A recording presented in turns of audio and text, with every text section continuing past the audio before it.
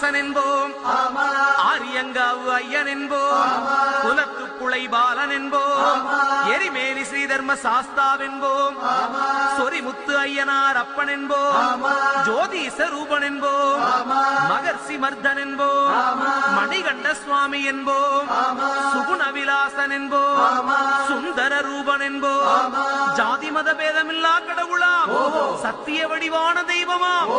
ஆபத்தில் காப்பவனாம், அன்னதான பிரபுவாம்,